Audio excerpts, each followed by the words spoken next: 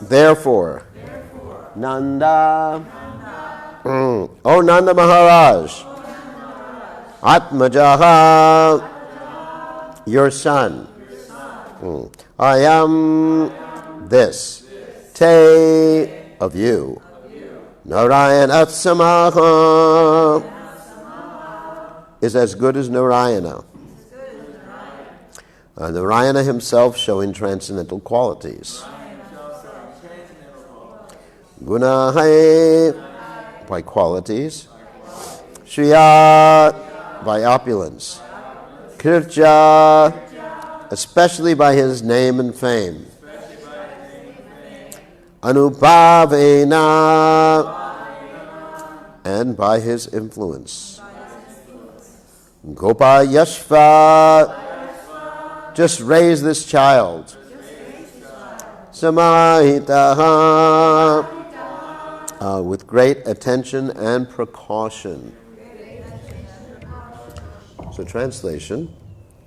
In conclusion, therefore, O Nanda Maharaj, this child of yours is as good as Narayana. In his transcendental qualities, opulence, name, fame, and influence, he is exactly like Narayana. You should all raise this child very carefully and cautiously. So you repeat, in conclusion, therefore, O Nanda Maharaj, this child of yours is as good as Narayana. In his transcendental qualities, opulence, name, fame, and influence, he is exactly like Narayana. You should all raise this child very carefully and cautiously. So purport by His Divine Grace A.C. Bhaktivedanta Swami, Srila Prabhupada Ki Jai. In this verse, the word Narayana Samaha is significant. Narayana has no equal. He is Asa Mordva. No one is equal to him, and no one is greater than him, as stated in Shastra. Yastu Narayanam Devam Brahma Rudra Didoyavataha Samatvayanaiva Viksheta Sapashandi Bhavat Dhruvam. One who equates Narayana even with great exalted demigods like Lord Shiva or Lord Brahma is a Vashandi, an agnostic. No one can equal Narayana. Nonetheless, Gargamuni used the word sama, meaning equal, because he wanted to treat Krishna as the Supreme Personality of Godhead who had become Nanda Maharaj's son. Gargamuni wanted to impress upon the mind of Nanda Maharaj, your worshipable deity Narayana is so pleased with you that he has sent you a son almost equal to him in qualifications. Therefore, you may designate your son with a similar name such as Mukunda or Madhusudana. But you must always remember that whenever you want to do something very good, there will be many hindrances. Therefore, you should raise and protect this child with great care. If you can protect this child very cautiously, as Narayana always protects you, the child will be as good as Narayana. Gargamuni also indicated that although the child was exaltedly qualified like Narayana, he would enjoy more than Narayana as Rasa Bihari, the central enjoyer of the rasa dance. As stated in the Brahma Samhita, Lakshmi Sahasra Shata Sambrava Sevimanam, he would be served by many gopis who would all be as good as the goddess of fortune. So, Tasmananatmajo yam te narayana samo gunahai shriya kirchadu bhavena gopa yashva samahitaha. So, Omagana Timbadandasha Gananjana Shalakaya Chakshura Meditam Yena Tasmai Shigadaveda Maha. So, before talking about the purport and the meaning of the verse, there's a few words here in the purport that are the Sanskrit that are very indicative of the meaning of this verse that we can elaborate a little bit more on based upon what the Acharyas have taught us. There's Nanda Atmaja. So Atmaja means someone who is born from the self, like Atmaja. Actually, Lord Brahma is born from Krishna. It's called Atmaja, born from Krishna. So Nanda, of course, is the name of Nanda Maharaj. But there's another way of understanding this, is that Nanda, sometimes the word Nanda is taken as Ananda by the Acharyas. Ananda, of course, means bliss, happiness, unlimited happiness, Ananta, Ananda. And Atmajo means like son, someone who was born from you. Just like your child you can call Atmaja or Atmajo.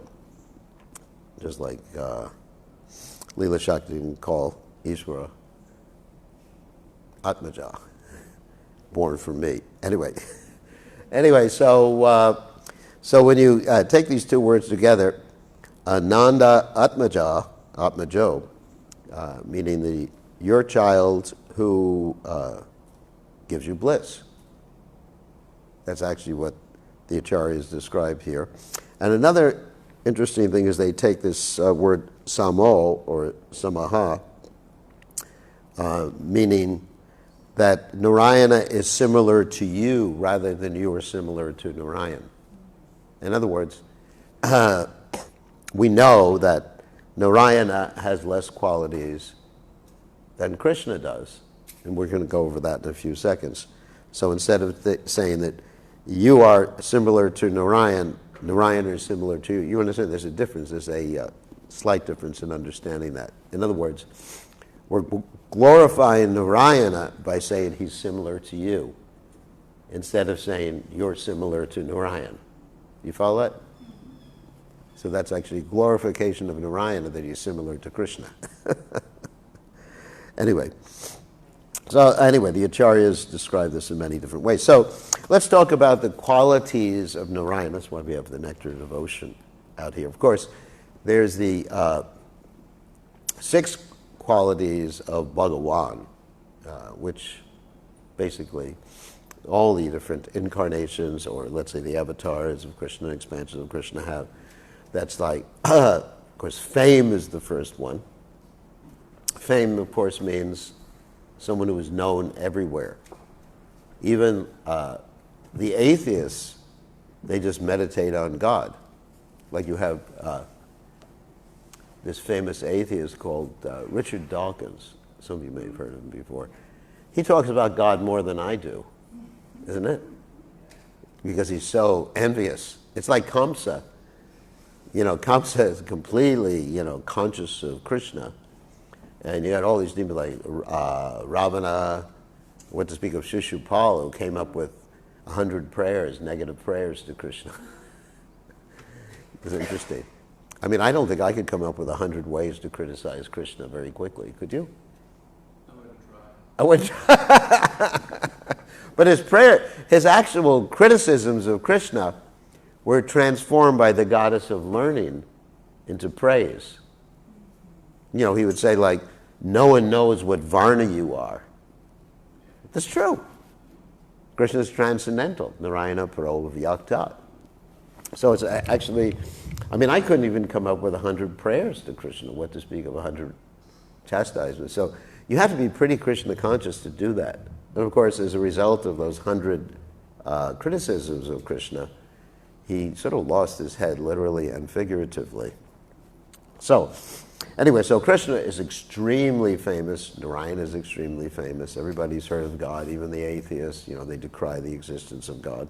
The next one is strength. It's like Prabhupada one time was commenting about this personality in the mythology called Atlas. Anyone heard of Atlas before? Atlas is just like under the earth planet, and he's just like struggling. He doesn't get a vacation. And Prabhupada said, Krishna is not like Atlas. He is actually holding up all the planets, not even feeling how heavy they are, with an expansion of his expansion, Ananta Shesh, which are described as like all the mustard seeds in a bag of mustard seeds. Who would feel strain picking up a mustard seed? I wouldn't, at least. You just go like that. I wouldn't even feel strain picking up a whole bag of mustard seeds. So Krishna is unlimitedly strong. And the next opulence, of course, is renunciation. Of course, renunciation, interesting, is not exhibited, as the acharyas say, in Krishna's Braj pastimes until he leaves Braj. But within the Braj pastimes, Krishna doesn't exhibit renunciation. Vishwanath Chakravarti talks about this. But outside of Braj, the renunciation. Of course, the typical example given for the renunciation of Krishna is when Krishna was called Ranchorji. He was attacked by Jarasandha so many times, and then he ran away the final time. And he took all the citizens from Dwarka and transported them through the air, from Mathura, sorry, and transported them through the air to Dwarka. And he and Balaram just like ran away. They jumped off a mountain, because the mountain was 90 miles high, described by Srila Prabhupada, after Jarasandha had set a fire around the mountain. So that's renunciation. Another aspect of Narayana or Krishna's renunciation is that he owns the whole material world, but he's not at all interested in it.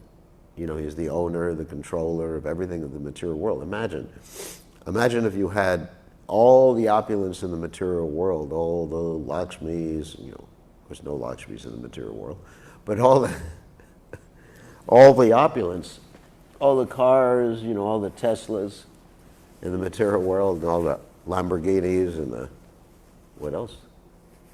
Maseratis in the material world. I mean, I couldn't imagine not enjoying them if I had all those things. And then Krishna is just not interested. He's completely, because he's aptakame. He can satisfy himself. He doesn't need anything else to be satisfied. He's sarva karana karanam. So that's renunciation. And then intelligence.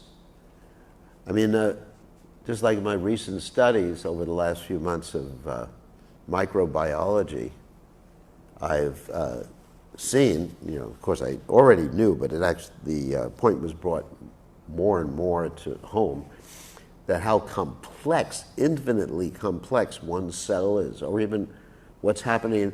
The scientists can't even understand what's happening in one atom, you know, with the different quantas of the energies in the atom and the electrons that go in certain orbits around the atom, and, you know, certain quantified orbits around the atom, and then the different subparticles and subparticles and sub-subparticles and quantum theory. I mean, basically, the scientists actually say about quantum theory that if you say you know it, that means you don't know it.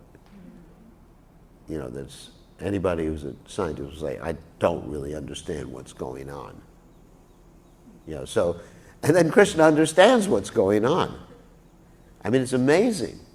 The infinite, and we're really talking about infinite complexity of this material world, what to speak of the spiritual world, what to speak of all the living entities and all the different types of consciousness, you know, unlimited living entities in the spiritual world and the material world, and Krishna is aware of what each and every one of them is doing.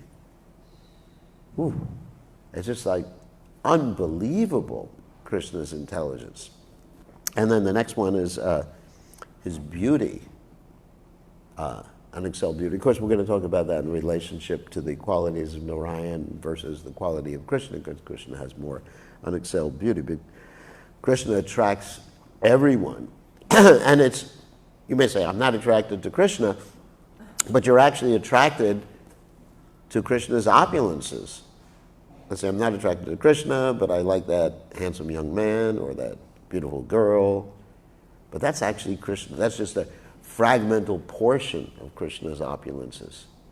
You know, insignificant, infinitesimal, or the sunrise, sunset, just like I was walking this morning, I saw, you know, beautiful sky, blue sky, which is the color of Krishna. And it's just like coming from Krishna. So we're attracted to so many things in this world. So that means, you know, like Krishna says to Arjuna in the Gita, what is the need of all this detailed knowledge with a single fragment of my potency? I maintain all these universes. So Krishna is the source of all these things. And then finally, there's opulence or wealth. They got Krishna's unlimitedly wealthy because he owns everything. So these are the primary qualities of Bhagawan. And then as far as the qualities of Narayana, they are mentioned, Narayana and Krishna, and some of the living entities, they are mentioned actually in the Nectar of Devotion, the Bhakti Rasamrita Sindhu. I want to read some of these because it's exciting to hear about Krishna's qualities. And also, we have some of these qualities to a certain degree, which we're going to describe in a second. Because, in other words, let's say, we're talking about, before I go through the whole list, let's talk about, fame, strength, wealth, renunciation. Prabhupada said that we all have a certain degree of this. Like fame, few people know us. We have a little bit of strength. When I was young, I used to arm wrestle and beat people. I can't do that too well right now. And, as far as intelligence, a little bit. Sometimes even Ishwara Puri defeats me at chess. So, it's not unlimited. There's some intelligence. So we all have a little bit of this opulence, a fragment, because we are Mamevangsa Jiva Loke Jiva Bhuta Sanatana. We are parts and parcels of Krishna. So we're like a chip off the old block, as they say. Or, as Prabhupada gave the example, a drop of water in the ocean. If the ocean was all the same, let's say it was all mixed completely the same, homogeneous, then one drop would give us an understanding about what the quality of the whole ocean is. But in quantity, we're different. So we do have some of these opulences. So some of these things that we're going to be reading, we may have to a certain degree, but not a limited degree. So here, Rupa Goswami, Prabhupada describes, after consulting various scriptures, has enumerated the transcendental qualities of the Lord as follows. And remember, these qualities, they are manifest sometimes in the living entities, and they're manifest in Narayan up to 60. There's 64 qualities listed, and up to Narayan, 60 qualities are listed, and the final 4, which we're going to mention in a second, are only manifested in Krishna, in Vrindavan. So we'll read them. Actually, we don't have a lot of time, but the first one is beautiful features of the entire body. I think it's self-explanatory. 2, marked with all auspicious characteristics. 3, extremely pleasing. 4, effulgent. Actually, you left me off before we even started the first. Personally, I don't have any of these characteristics. 5, strong. 6, youthful. Navayovanam cha. Krishna never gets old. Like Prabhupada said, he's always looks like a fresh youth of 16 years old, even in the battle of Kurukshetra. Wonderful linguist. He speaks all the languages, even the languages of the birds and the animals. 8, truthful. 9, talks pleasingly. 10, fluent. 11, highly learned. 12, highly intelligent. Some of these seem to be overlapping to a certain degree. 13, a genius. Because you're talking about highly intelligent, a genius, that's sort of overlapping. 14, artistic. 15, extremely clever. 16, expert. 17, grateful. 18, firmly determined. 19, an expert judge of time and circumstances. 20, sees and speaks on the authorities of Vedas or scriptures. Of course, whatever comes out from Krishna's mouth is, by definition, Vedic. 21, pure. 22, self-controlled. 23, steadfast. 24, forbearing. 25, forgiving. 26, grave. 27, self-satisfied. 28, possessing equilibrium. 29, magnanimous. 30, religious. 31, heroic. 32, compassionate. 33, respectful. 34, gentle. 35, liberal. 36, shy. 37, the protector of the surrendered souls. 38, happy. 39, the well-wisher of devotees. 40, controlled by love. 41, all auspicious. 42, most powerful. 43, all famous. 44, popular. 45, partial to devotees. 46, very attractive to all women. 47, all worshipable. 48, all opulent. 49, all honorable. And 50, the supreme controller. Prabhupada describes here that the Supreme Personality of Godhead has all these 50 transcendental qualities in fullness as deep as the ocean. And Prabhupada says that the parts and parcels of the Supreme Lord, that's us, can also possess all these qualities in minute quantities, which is what I stated before. Provided, here's a proviso, they become pure devotees of the Lord. Like Prabhupada said that when someone becomes a devotee, his original beauty, his or her original beauty becomes manifest. Otherwise, the statement in the Shastras is that, let me see if I remember the Sanskrit for this, that,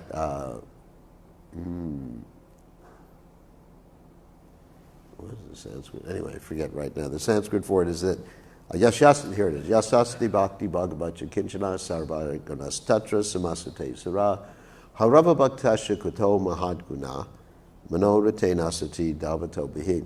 That one who has devotion for Krishna, Yashasti Bhakti Bhagavata Kinchana Saraganas Sarvara Gunas Tatra, then one attains the qualities Samasate Sura of all the suras or saintly persons or demigods. And then Harava Bhaktasha, one who does not have devotion, Kuto Mahadguna, he remains on the mental platform. Manorate Nasati Davato Bihi, and he has no good qualities. He or she has no good qualities. Because the qualities that someone exhibits, let me unpack that are not coming from the soul, and soul's qualities only come through if one's a pure devotee. But the qualities that are manifest by someone who's not a devotee are coming from the modes of nature, the filtering of the actual soul's qualities through the three modes of nature. So what you're actually perceiving are the manifestations of the three modes of nature. You're not perceiving the person's good qualities. They're perceiving the mode of goodness, the mode of passion. Of course, mode of passion, no such good qualities, but anyway, mode of ignorance. So that's why only someone who is Krishna conscious can exhibit good qualities, because that's the only time the qualities of the soul become manifest purely and fully. So that's what Prabhupada said, provided they become pure devotees of the Lord. It's interesting. And Prabhupada says, in other words, all the above transcendental qualities can be present in the devotees in minute quantity, whereas the qualities in fullness are always present in the Supreme Personality of Godhead.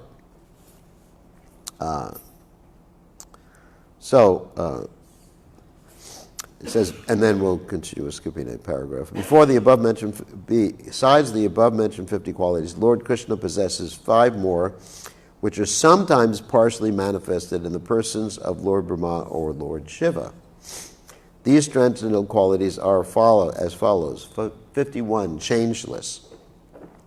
52, all cognizant. 53, ever fresh. 54, Satchidananda, possessing an eternal blissful body. 55, possessing all mystic perfections.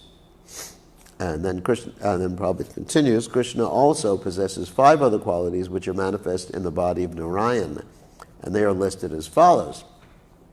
So, in other words, the next qualities cannot be obtained by any jiva soul, only by Vishnu Tattva expansions of the Lord or the Lord himself. 56, he has inconceivable potency. 57, uncountable universes generate from his body. 58, he's the original source of all incarnations. Obviously, a jiva soul can't be in that position.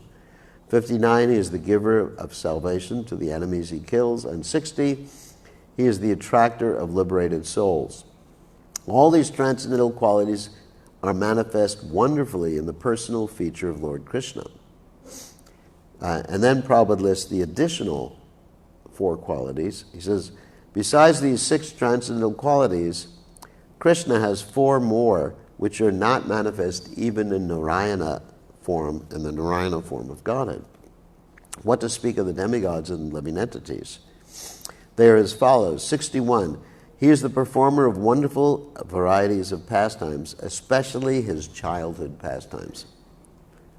Of course, Narayana also has pastimes, but they're not intimate pastimes. You know, his pastimes of creating the material universe. When he breathes out, all the universes come out.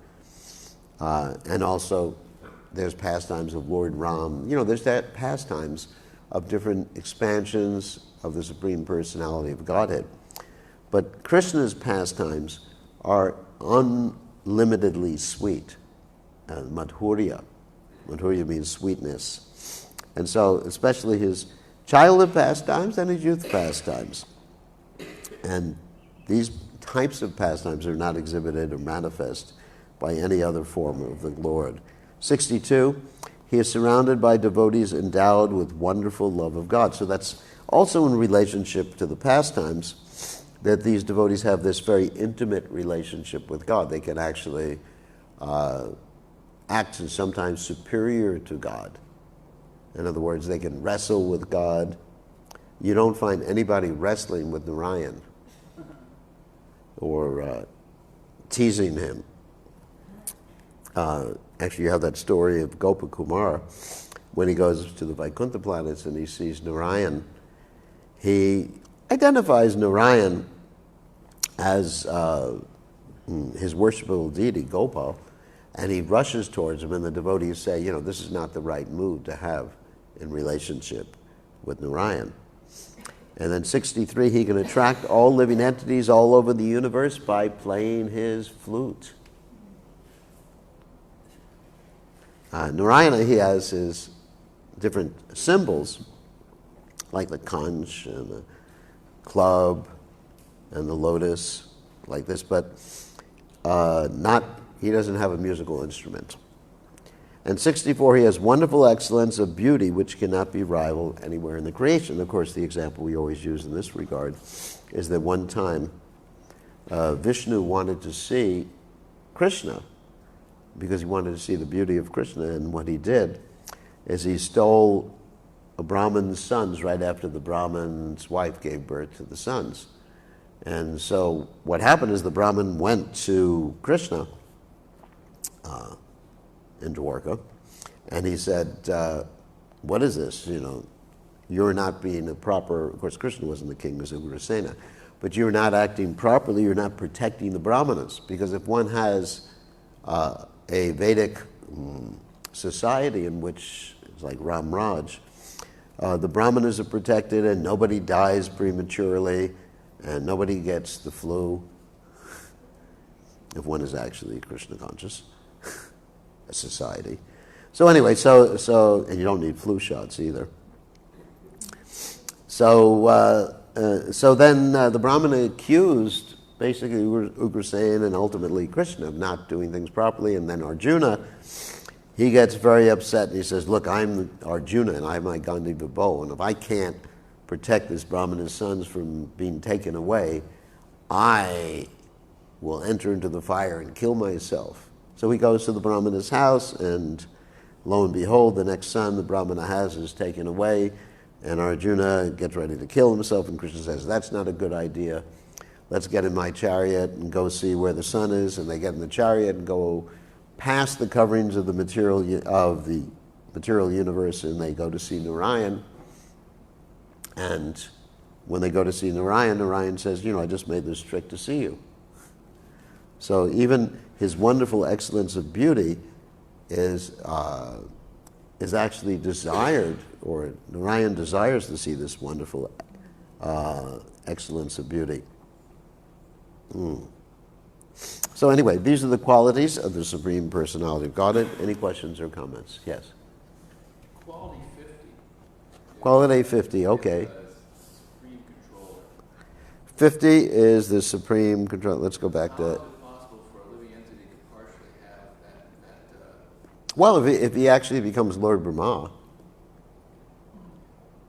because Lord Brahma, you can say he's the Supreme Controller of this universe. But he's not the Supreme Controller of all the universes. And actually it's interesting that one time Prabhupada was driving with Ambarish past the Ford Motor Company, and the devotees asked, "Do you work here?" And Prabhupada said something like, "No, he's the boss, he's the controller." I forget the exact word. Proprietor, yeah.